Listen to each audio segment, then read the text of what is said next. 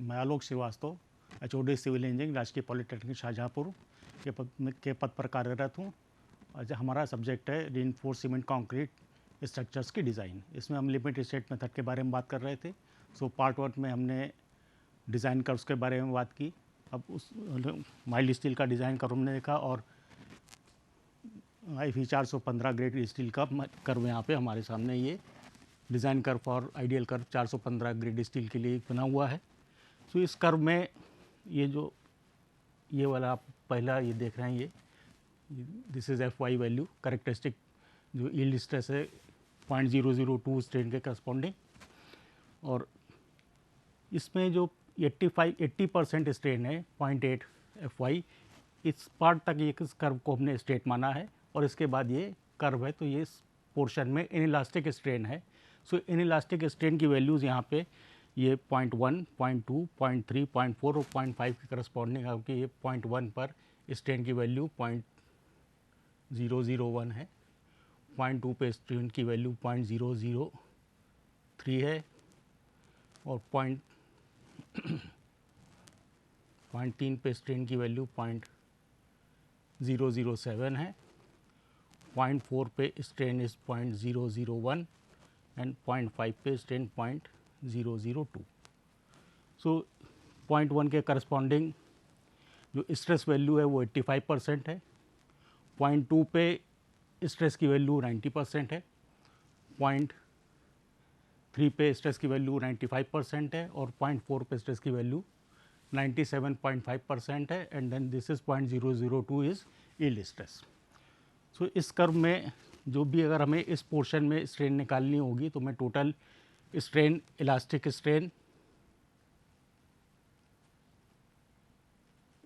Strain और inelastic strain को add करके निकालना है। इसके करस्पॉन्डिंग जो स्ट्रेस होगी वो हम उसमें नोट करेंगे। इस टेबल में आप देख रहे हैं यहाँ पे ये 415 ग्रेड स्टील के लिए है, FY वैल्यू 415 है। 80% के करस्पॉन्डिंग जो इलास्टिक स्ट्रेन है वो स्ट्रेस अपॉन इलास्टिसिटी वैल्यू है। इसमें स्ट्रेस अगर आप इसको 288 अपॉन 2 × 10⁵ जो स्टील का यंग्स मॉडुलस है, इसको आप निकालेंगे तो ये वैल्यू 0.00144 आएगी। इसी तरह हर वैल्यू के करस्पॉन्डिंग जो इलास्टिक स्ट्रेन है, ये इलास्टिक स्ट्रेन यहाँ पे इसमें ये आप देख रहे हैं इलास्टिक स्ट्रेन माइल्ड इसके 415 ग्रेड स्टील के लिए, और जो पिछले उसमें जो ये इनइलास्टिक स्ट्रेन है, इनइलास्टिक स्ट्रेन इसमें पहला जो कर्व स्ट्रेट है यहाँ तक 80% तक, तो इनइलास्टिक स्ट्रेन 0 है। इसके बाद 0.1, 0.2, 0.3, 0.4 और 0.5 पे इनइलास्टिक स्ट्रेन है और ये टोटल स्ट्रेन यहाँ पे अब 0.00144 ये टोटल स्ट्रेन है जिसके करस्पॉन्डिंग आप कोई भी स्ट्रेस यहाँ से निकाल सकते हैं। अगर इसके बीच में कोई वैल्यू है तो आप उसमें लीनियर इंटरपोलेशन के द्वारा उस वैल्यू को फाइंड कर सकते हैं। इसी तरह आप ये 415 ग्रेड स्टील के लिए है, अगर आपको 500 ग्रेड स्टील के लिए बनाना हो तो इस टेबल को आप सेम 500 ग्रेड स्टील में सपोज आप लास्ट वाली वैल्यू के लिए अगर हम निकालें तो 500 ग्रेड स्टील के लिए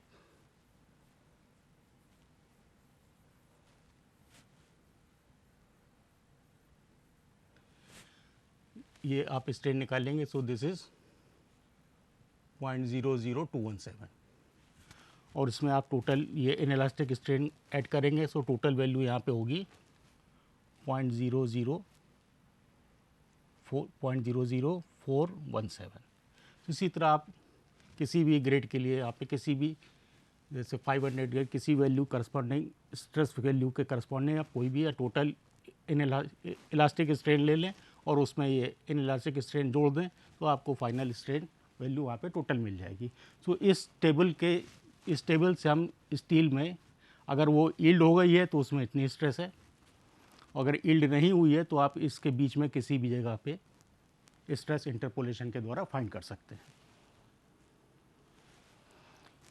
फ्लेक्सर में जो डिज़ाइन के लिए एजम्पशंस है तो उसमें हमारा एजम्पशंस आप देखेंगे पहला एजम्पशन है plane section before bending remains plane after bending. इसमें जो सेक्शन का मतलब क्रॉस सेक्शन से है, जो आप बीम का क्रॉस सेक्शन लेंगे ये क्रॉस सेक्शन प्लेन है, बेंडिंग के पहले प्लेन है और बेंडिंग के बाद भी प्लेन है। अगर क्रॉस सेक्शन प्लेन नहीं है तो ये कुछ इस तरह का हो जाएगा तो यहाँ आप देख रहे हैं कि ये क्रॉस सेक्शन बेंड हो गया है, जो कि एजम्पशंस में नहीं है। एजम्पशंस में हमने माना है कि प्लेन सेक्शन बेंडिंग के पहले और बेंडिंग के बाद प्लेन ही रहेगा, और इसका जो मीनिंग है, this is strain is linear. जो स्ट्रेन डायग्राम है, दिस इज लीनियर।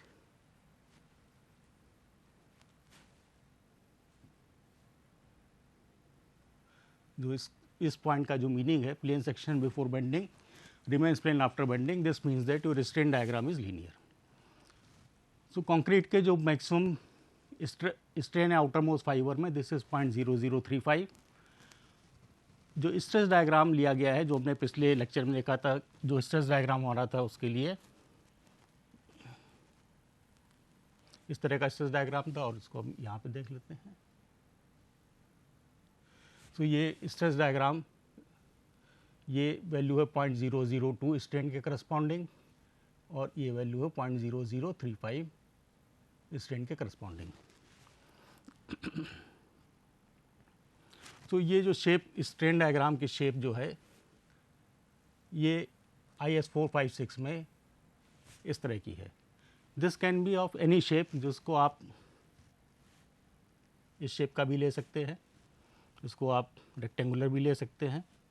तो ये किसी भी शेप का ले सकते हैं, बस इसमें जो कंडीशन है कि जो भी आपका यहाँ से न्यूमेरिकल वैल्यूज़ जो भी आप फाइंड करेंगे, जैसे आप मोमेंट ऑफ रेजिस्टेंस निकाल रहे हैं, तो मोमेंट ऑफ रेजिस्टेंस जो शेप आप कंसीडर कर रहे हो, उस शेप से जो वैल्यू आ रही है वो टेस्ट रिजल्ट के साथ मैच करनी चाहिए, मतलब उसमें बहुत ज़्यादा डिफरेंस ना हो। सो ये किसी भी शेप का हो सकता है। कंक्रीट की जो टेंसाइल स्ट्रेंथ है उसको हम इग्नोर करते हैं, हम ये मान के चलते हैं कि कंक्रीट क्रैक हो गया है, और क्रैक होने के बाद वो कोई फर्दर स्ट्रेस बियर नहीं करता है। स्ट्रेस, जो स्टील में जो स्ट्रेस है, वो हमें स्ट्रेस स्ट्रेन कर्व से लेनी है। जो पिछले आपने ये कर्व आपने देखा, इस कर्व से हमें स्टील की स्ट्रेस लेनी है, उसके स्ट्रेन के करस्पॉन्डिंग। और जो मैक्सिमम स्ट्रेन है स्टील में, वो इस स्ट्रेन कम से कम जो है वो 0.87 FY अपॉन ES प्लस 0.002 होनी चाहिए। सो ES should be greater than और इक्वल टू दिस, मतलब इससे कम स्ट्रेन जो है स्टील में अलाउड नहीं है। सो इसका जो आप ये देख रहे हैं यहाँ पे 0.002, सो 0.002 इज यील्ड स्ट्रेन। सो ये स्ट्रेन जो है, ये यील्ड स्ट्रेन है।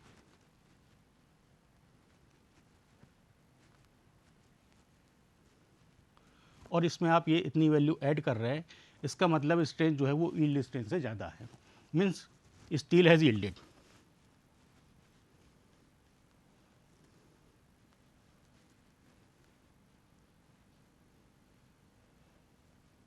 तो स्टील यील्ड हो गया है, और स्टील यील्ड होने का मतलब है कि इसमें आपको अंडर रीइंफोर्स सेक्शन होना चाहिए, और ज़्यादा से ज़्यादा बैलेंस हो सकता है।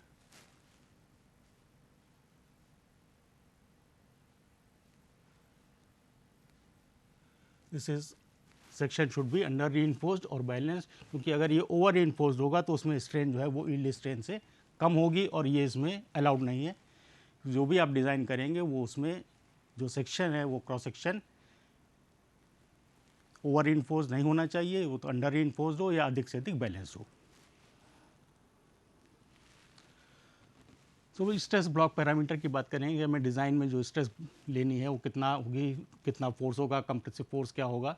सो स्ट्रेस ब्लॉक पैरामीटर का मतलब है कि हमें ये फोर्सेस कितने हैं ये फाइंड करना है, कहाँ एक्ट कर रहे हैं ये फाइंड करना है।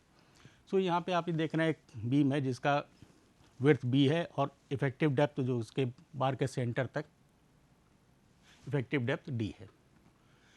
XU उसकी न्यूट्रल एक्सिस की डेप्थ है टॉप फाइबर से। जिस स्ट्रेन डायग्राम, जैसा जम्पशन में कहा गया है कि कंक्रीट के आउटर फाइबर में स्ट्रेन है 0.0035 होगी, और ये जो फाइबर है ये 0.002 स्ट्रेन के करस्पॉन्डिंग है। और स्टील में जो स्ट्रेस है वो स्ट्रेन स्टील में 0.002 प्लस FS अपॉन 1.15 ES है। सो यहाँ पे आप ये स्ट्रेस डायग्राम जो आप देख रहे हैं, दिस इज स्ट्रेस डायग्राम।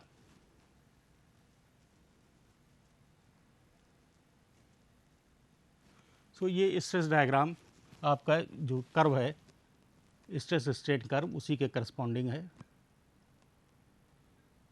सो इसमें अब यहाँ तक देखेंगे कि ये पैराबोला है 0.002 स्ट्रेन तक, और इसके बाद ये 0.0035 तक, यहाँ पे 0.0035 तक ये स्टेट है। सो ये कर्व जो आप देख रहे हैं स्ट्रेस कर्व, ये 0.00235 से लेके 0.002 तक रेक्टेंगुलर पार्ट है ये, और इसके बाद ये पैराबोलिक पार्ट है यहाँ पे। सो this is the stress diagram, this is strain diagram.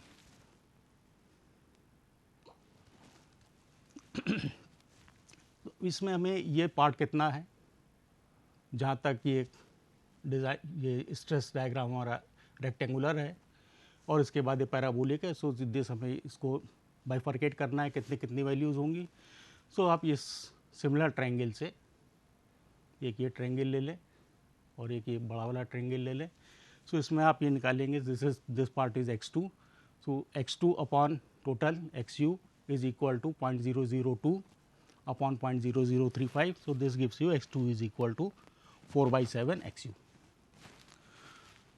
तो इसको आप माइनस कर दें, so x1 is 3/7 xu। Now हमें कंप्रेसिव फोर्स निकालने हैं। सो कंप्रेसिव फोर्स के लिए देखिए, कंप्रेसिव फोर्स इज इस पार्ट में जहाँ पे ये जितने में लीनियर है ये यहाँ तक का पार्ट, और इसके बाद ये पैराबोलिक है। So force is equal to stress into area. This is area rectangular part का है और ये एरिया पैराबोलिक पार्ट का है। सो इसके करस्पॉन्डिंग हमें फोर्स निकालना है। सो यहाँ पे ये 3 डायमेंशनल व्यू में दिखाया गया है। जो आप रेड लाइन देख रहे हैं ये बीम का क्रॉस सेक्शन है, केवल ये कंप्रेशन जोन का दिखाया गया है। सो जो रेड लाइन इंडिकेट कर रहे हैं ये बीम का सेक्शन है, और जो ब्लू लाइन है ये स्ट्रेस डायग्राम है। तो आप देखेंगे कि ये जो पार्ट है इसका इतना पार्ट ये रेक्टेंगुलर उसमें है, इसमें हमें फोर्स निकालना है। So the force is area into stress. So this rectangular area is B, this is B, this is 3/7 xu area, and this is stress value. So area into stress, this is area and this is stress. So this is equal to C1 compressive force 0.19 FCK BXU. और इस part का हमें निकालना है। So again for this part you have to take this area, lower part का area, and this strain. तो stress यहाँ पे वेरिएबल है, पैराबोलिक नेचर की है। सो इस ये रिलेशन आप देखेंगे तो इसको मैथमेटिकली अगर आप देखें तो ये एक डायमेंशन है, ये दूसरी डायमेंशन है, ये तीसरी डायमेंशन है। तो यहाँ पे this is b 1 dimension, this is other dimension and this is third dimension. So actually what is mathematically अगर आप इस कहेंगे तो this is nothing but volume. So mathematically आप इस फोर्स को कह सकते हैं कि आप इस ये जो डायग्राम है स्ट्रेस डायग्राम इसका वॉल्यूम है। तो उसी बेसिस पे आप इस पैराबोलिक पार्ट का फोर्स निकाल सकते हैं। So area of parabola is 2/3 of the rectangle, this is parabola and this area is 2/3 of this rectangle and this remaining this area is 1/3. So here this type of parabola, so area is 2/3 of the rectangle. One side of rectangle is 4/7 xu, other side is B, and the third dimension is 446 FCK. So this gives you force C2 is equal to 0.17 FCK BXU. So compressive forces, this is acting at the CG of this part and it is acting CG of this part. So यहाँ पे आप देखें ये C1 है, C1 is equal to this is 0.19 FCK BXU and this C2 is 0.17 FCK BXU. So हमें निकालना है कि रिजल्टेंट फोर्स कहाँ एक्ट कर रहा है. So this is acting at a distance of x bar from the top of the fiber. So using Vergnon's theorem, we have that moment of forces regarding moment of forces, अगर आप variance theorem देखेंगे तो उसमें क्या है कि forces का जो मोमेंट है किसी पॉइंट एक्सिस के अबाउट, उतना ही मोमेंट उसके रिजल्टेंट का भी होता है। सो सेम थ्योरम में अप्लाई करेंगे। सो इस मोमेंट, इस लाइन पे मोमेंट लेंगे, सो c1 इंटू दिस डिस्टेंस, इसका मोमेंट हो गया, c2 इंटू ये डिस्टेंस, इसका मोमेंट हो गया, और c इंटू ये डिस्टेंस टोटल फोर्स का मोमेंट हो गया। सो moment of total force is equal to moment of their parts. So, C1 into this is acting at the CG of this rectangle, which is half of this distance 3 by 7 XU, that is 3 XU by 14, and CG of parabola. So, if you are talking of CG of parabola,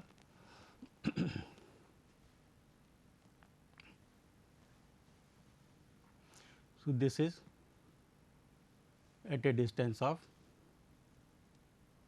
3 by 8 of this value. So, this is 3 by 8 of 4 by 7. This total distance is 4 by 7 XU, and this is 3 by 8 of this value. So, into 3 by 8. So, this is 12 XU by 56. So, C2 into distance from top fiber. So, this is this distance plus this distance, 3 by 7 XU plus 12 by 56 XU. So, putting the values, this is total force C, sum of C1 and C2, this is moment of C1, this is moment of C2. So, you will get the value of x1 as 0.416 XU. So, this is the stress block, and the parameters means you have to define the total force C1 compressive force and its point of action where it is acting. So, it is acting at a distance of x bar, which is 0.416 XU. तो अब हम देखेंगे कि neutral axis कैसे find करनी है हमें यहाँ पे। तो न्यूट्रल एक्सिस निकालने के लिए इसे आप वर्किंग स्ट्रेस मेथड में जब हम काम करते हैं, तो वर्किंग स्ट्रेस में से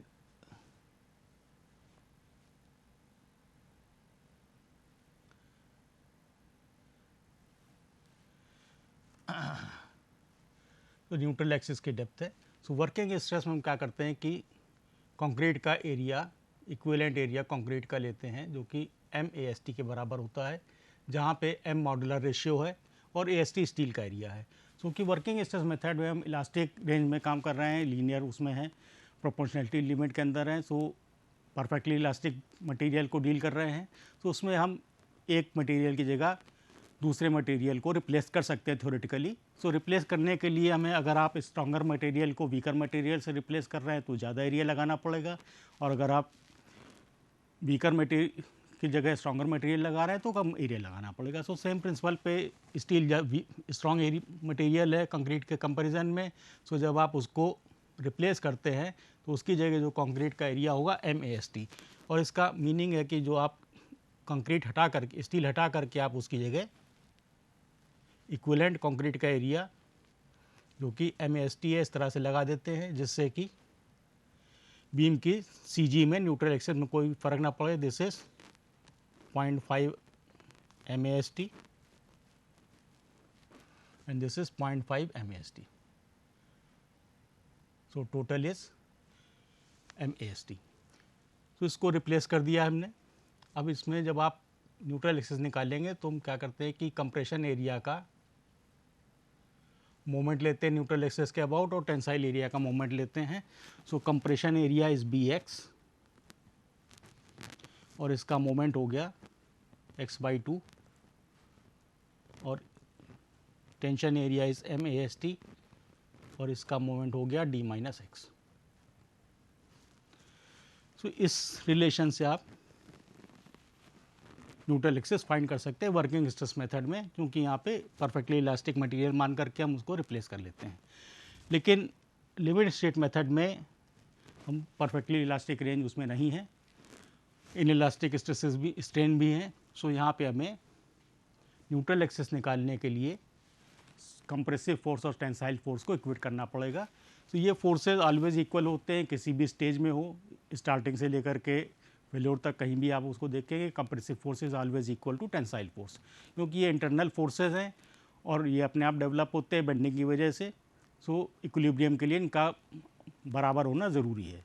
सो उससे C is always equal to T. So compressive force is 0.36 F C K B x you, जो कि आप इसमें स्ट्रेस ब्लॉक पैरामीटर में आपने देखा। This is compressive force C and this is tensile force T. So, tensile force is stress into area and compressive force is 0.36 FCK BXU. So, इसको आप equate करेंगे. So, you get XU is equal to 0.87 FY AST upon 0.36 FCK BXU. So, इस relation से आप compressive force equal to tensile force से आप stress निकाल सकते हैं किसी भी स्टेज में. सो ये न्यूट्रल एक्सिस यहाँ पे हमने निकाली है. यहाँ पे आप देख रहे हैं कि एक्सयू लिमिटिंग की बात है. सो स्ट्रेन डायग्राम में this is strain in steel and this is strain in concrete 0.0035. सो अगर न्यूट्रल एक्सिस की पोजीशन यहाँ पर है, अगर ये सपोज नीचे हो जाती है थोड़ी, सो अब आप अगर डायग्राम बनाएंगे तो ये इतना होगा. Now strain in steel is reduced and this should not be less than 0.87 Fy upon ES plus 0.00. तो स्टील में स्ट्रेन इस वैल्यू से कम नहीं होनी चाहिए. अगर इससे कम होगी तो सेक्शन ओवर इन्फोर्स हो जाएगा, जो कि उसमें IS 456 में अलाउड नहीं है. सो उसके लिए कि हमें एक सर्टेन वैल्यू के नीचे XU का मान नहीं होना चाहिए. दिस इज लिमिटिंग वैल्यू, जिसके नीचे नहीं जा सकते. So this limiting value has to be defined कि किसी भी सेक्शन में कितना वैल्यू होगी XU लिमिटिंग की. सो इसको आप स्ट्रेन डायग्राम में सिमिलर ट्रायंगल से, this is steel strain and this is concrete 0.0035. So this upon this is equal to this side upon this side. So, that is XU limiting upon D minus XU limiting. So, this is XU limiting, यहाँ तक है. This is D minus XU limiting, total depth से minus कर दें. So, we will get, putting this value of ES, we will get the relation XU limiting is equal to this. So, इसमें different grade of steels के लिए ये आप देख रहे हैं XU limiting is depending only on FY. Grade of steel is जो limiting value है कंक्रीट की, उस पर ग्रेड पे निर्भर नहीं करता है, केवल स्टील की ग्रेड पर निर्भर करता है. तो जब आप अलग अलग ग्रेड के लिए FY की वैल्यू प्लेस करेंगे 250, तो माइल्ड स्टील के लिए this is 0.53 D, 415 grade steel के लिए दिस इज 0.48 D और 500 ग्रेड स्टील के लिए दिस इज 0.46 D. सो इससे आप किसी भी स्टील्स के लिए लिमिटिंग वैल्यू फाइंड कर सकते हैं. नाउ हमें बीम का मोमेंट ऑफ रेजिस्टेंस फाइंड करना है. So moment of resistance is compressive force into lever arm and tensile force into lever arm. So this is compressive force and this is tensile force T. This is compressive force. These forces are equal and opposite and parallel. So this make a couple. Equal, opposite and parallel forces make a couple and the moment of resistance is the moment of this couple. सो ये beam के अंदर जो internal forces हैं C और T, ये जब develop होते हैं तो इसकी वजह से एक बल्यूंग बनता है, जो बल्यूंग बीम पे बाहर से लगे हुए मोमेंट का विरोध करता है. तो उससे हम मोमेंट ऑफ रेजिस्टेंस बोलते हैं. सो बल्यूंग का जो मान होता है वो होता है कम फोर्स इनटू उनके बीच की perpendicular distance, which is known as lever arm. So compressive force is 0.36 FCK BXU and lever arm इनके बीच की दूरी है. सो ये कंप्रेसिव फोर्स यहाँ एक्ट कर रहा है 0.416 FCK, इनके बीच की ये डिस्टेंस है दोनों फोर्सेस के बीच की. टोटल डिस्टेंस D है, इसमें से आप ये माइनस कर दें. So this is D minus 0.416 XU. So this is force and this is lever arm. तो force into lever arm is moment of resistance. उसी तरह आप टेंसाइल फोर्स से निकाल सकते हैं. This is tensile force 0.87 Fy AST and this is lever arm D minus 0.416 XU. So यहाँ पे XU की वैल्यू जो है वो लेस देन और इक्वल टू एक्चुअल लिमिटिंग। अगर सेक्शन बैलेंस है तो एक्चुअल लिमिटिंग यूज़ करेंगे, अगर सेक्शन अंडर इन्फोर्स्ड है तो एक्सयू यूज़ करेंगे, अगर सेक्शन ओवर इन्फोर्स्ड है जो कि अलाउड नहीं है तो उसमें हमें एक्चुअल लिमिटिंग के आगे नहीं जाना है। तो अगर by the way section over reinforced है कैलकुलेशन में, so then you have to use x u is equal to x u limiting for over reinforced also, because we can not go beyond the certain limit, over reinforced section is not allowed.